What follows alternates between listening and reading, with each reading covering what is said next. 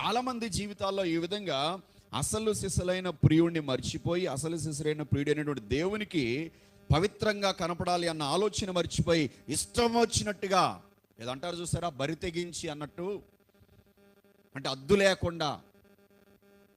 లేకుండా ఇష్టం వచ్చినట్టుగా జీవిస్తూ దేవుని కోపానికి గురవుతున్నారు, దేవుని కోపానికి బలి అవుతున్నారు, దేవుని ఉగ్రతను అనుభవిస్తున్నారు. ప్రియులరా, మరియా తన చుట్టూ పురుషులున్నా, తన చుట్టూ యవనస్తులున్నా, మగపిల్లలు ఉన్నా తన పవిత్రతను దేవుని కోసం కాపాడుకుంటూ వచ్చింది. హల్లెలూయా. దేవుని దృష్టి ఆమె మీద నిలిచింది. తద్వారా ఆమె లోకానికే ధన్యురాలిగా మార్చబడింది.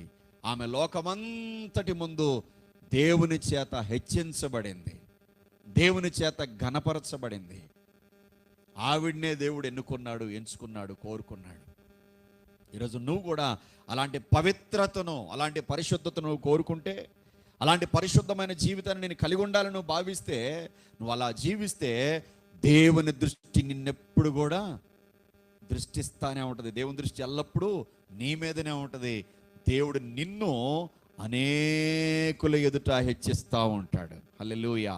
ఈ సంవత్సరంలో దేవుడు నిన్ను అనేకుల ముందు హెచ్చించులాగున, అనేకుల ముందు దేవుడు నిన్ను ఘనపరచులాగున, అనేకుల ముందు దేవుడు నిన్ను ఉన్నతమైన స్థాయికి తీసుకొని వెళ్ళులాగున ఒక తీర్మానం, దేవా నేను మరియలాగా జీవిస్తా, పవిత్రంగా నా జీవితంలోనికి పాపం రానివ్వకుండా జీవిస్తానయ్యా.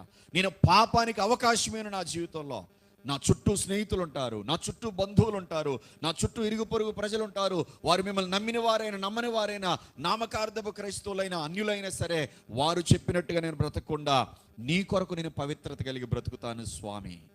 తీర్మానం చేయి. తప్పక దేవుడు నీ మీద దృష్టి పెట్టి నిన్ను అంచెలంచెలుగా ఉన్నతమైన స్థాయికి హెచ్చిస్తాడు. నిన్ను అనేకులకు దీవెనకరంగా దేవుడు మారుస్తాడు. హల్లెలూయా.